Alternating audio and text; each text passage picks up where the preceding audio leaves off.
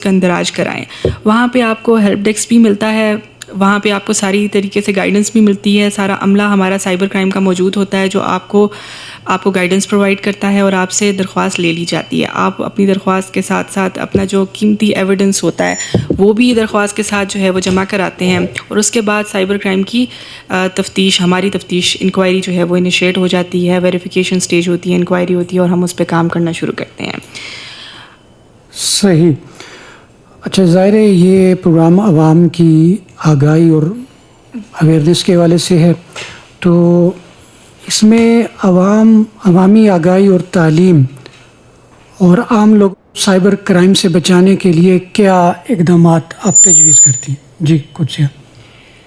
جی, اس میں کہنا چاہوں گی کہ آپ کی کوئی بھی پکچرز, کوئی بھی انٹیمیٹ پکچرز یا آپ کی جو پرسنل انفارمیشن ہے وہ کبھی بھی کسی ان نون سے شیئر نہ کریں.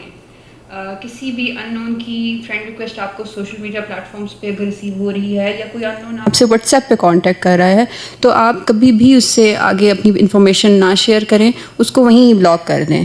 آپ کو نہیں پتہ کہ سائبر ورلڈ اتنی اس کی کوئی بارڈر لیس ہے, کوئی اس کی لمٹ نہیں ہے کہ کون کس ملک سے بیٹھ کے, کس جگہ سے بیٹھ کے آپ سے بات کر رہا ہے اور وہ کون ہے, اس کے کیا مقاصد ہیں. اس کے علاوہ social media platforms, Facebook ہو گیا, انسٹاگرام ہو گیا, ان پہ آپ اپنی پکچر جو ہیں وہ لگانے سے اجتناب کریں. ڈسپلے پکچر لگانے سے آپ اجتناب کریں. وہ وہاں سے آسانی سے کاپی کی جا سکتی ہے اور وہ خطرناک مقاصد کے لیے استعمال کی جا سکتی ہے. کوئی آپ کی آئیڈینٹی یوز کرتے ہوئے کوئی بھی کرائم کمٹ کر سکتا ہے. اس کے علاوہ آپ کے جو الیکٹرانک گیجٹس ہیں یا آپ کے جو سوشل میڈیا اکاؤنٹس ہیں ان کو 2 وے اوتھینٹیکیشن کے ساتھ پروٹیکٹ کریں, اور کبھی بھی اپنا پاسورڈ کسی کے بھی ساتھ شیئر نہ کریں.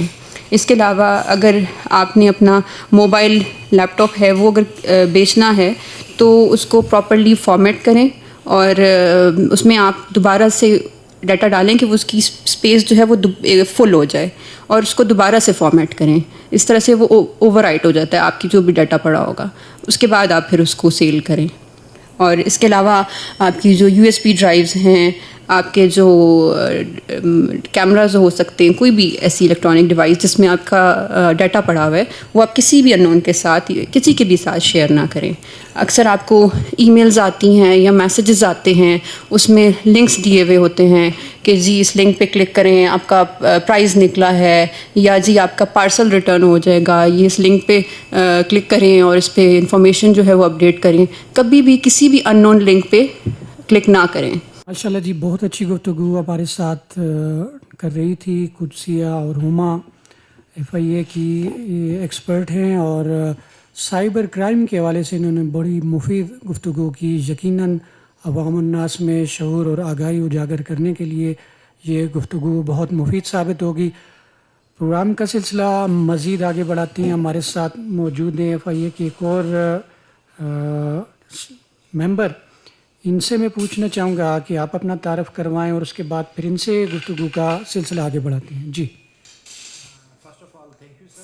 میں ریڈیو پاکستان کا بہت شکر گزار ہوں کہ انہوں نے ہمیں موقع دیا کہ ہم اپنی تھاٹس آپ لوگوں کے ساتھ شیئر کر سکیں, کیونکہ آج کل کی دنیا میں انٹرنیٹ اتنا استعمال ہو رہا ہے, اس کے ساتھ ساتھ سائبر کرائم بہت بڑھ چکا ہے. میرا نام محسن علی ہے. میں FIA میں as a cyber crime analyst کام کر رہا ہوں. میں نے MS انفارمیشن سیکورٹی جو ہماری فیلڈ سے ریلیٹڈ ہے اس میں MS کر رکھا ہے, اور میں میجورٹی ورلڈ وائڈ اور پاکستان میں سوشل میڈیا کیسز کو ڈیل کرتا ہوں. جی جی سر. اور اس کے علاوہ میں نے مختلف پریویسلی بھی بہت سی ITs کمپنی کے ساتھ منسلک رہا ہوں, یہاں پاکستان میں بھی اور پاکستان سے باہر بھی. FIA میں میرا کام کرنے کا تجربہ بہت شاندار ہے. FIA سے ہم نے بہت کچھ سیکھا ہے, کیونکہ یہ ایک بہت چیلنجنگ جاب ہے. اس میں جو سائبر کرائم ہے, جیسے پہلے میری ایک کولیگ نے آپ کو بتایا کہ ایک بارڈر لیس کرائم ہے, اس کی کوئی لمٹس نہیں ہے. یہ کہیں سے بھی سٹارٹ ہوتا ہے اور کہاں پہ ختم ہوتا ہے. یہ بہت ہی ایکسپینڈڈ کرائم ہے. امین محسن ہمارے ساتھ موجود ہیں. ان سے ہم پوچھنا چاہیں گے کہ کیا آپ سمجھتے ہیں کہ پاکستان میں سائبر سیکیورٹی کے بارے میں شعور اور آگاہی کی سطح کافی ہے؟ اگر نہیں تو اس کو کیسے بہتر بنایا جا سکتا ہے؟ یہ بہت آپ کا امپورٹنٹ اور بہت اچھا سوال ہے. اسی سلسلے میں ہم آپ کے پاس آئے ہیں. ہم یہ کنوے کرنا چاہ رہے ہیں کہ پاکستان میں سائبر سیکیورٹی کے بارے میں شعور اور آگاہی کافی نہیں ہے. لوگ نہ سائبر کرائم